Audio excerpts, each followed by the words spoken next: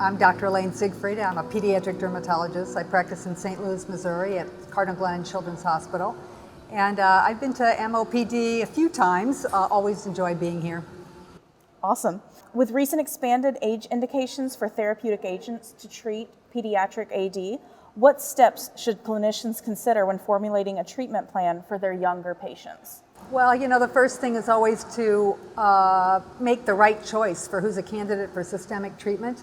I think the guidelines for that are becoming more well-defined, and as we get more treatments and as we go along, that will be a bigger focus.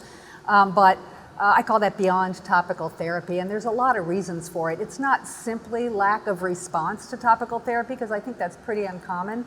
Much more common is just inability to tolerate topical therapy or not being able to get access to adequate topical therapy, particularly the steroid-sparing medications. So, you want to avoid overuse of topical corticosteroids, our first line, and for children who can't stay clear on a safe amount of topical corticosteroids, and you add a steroid-sparing agent, or they can't get access to a sufficient amount of steroid-sparing agent, those are children you really need to consider systemic therapy for. Amazing. The treatment landscape for atopic dermatitis in pediatric patients has shown much growth over the past couple of years. How do you foresee the treatment landscape continuing to change in 2023? Well, first of all, I've been practicing for 35 years, and I never in my wildest imagination could have predicted that we would have such safe and effective options for systemic treatment. And also this evolution of recognizing not just skin, but extracutaneous morbidities that are associated with atopic disease, and recognizing that, and then having a single agent to treat that. It's truly amazing. I'm a little bit disappointed at the breadth of the pipeline for children as compared to adults. Atopic dermatitis is primarily a disease of children. It starts in childhood and early infancy in most cases. But the truth is that children make up about 20% of the population, adults the other 80%. So even though atopic dermatitis is more common in children, probably the number of sufferers is bigger in adults.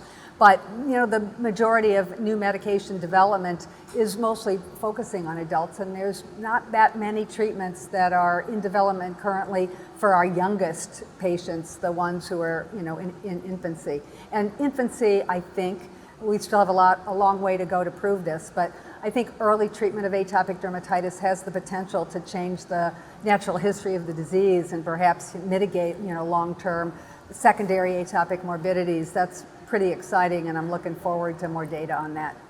Amazing. Well, this was excellent, Dr. Siegfried. Thank you so much for your time. Do you have anything further that you'd like to add? One is keep your ears posted. We have some data emerging about immunization safety, at least with dupilumab.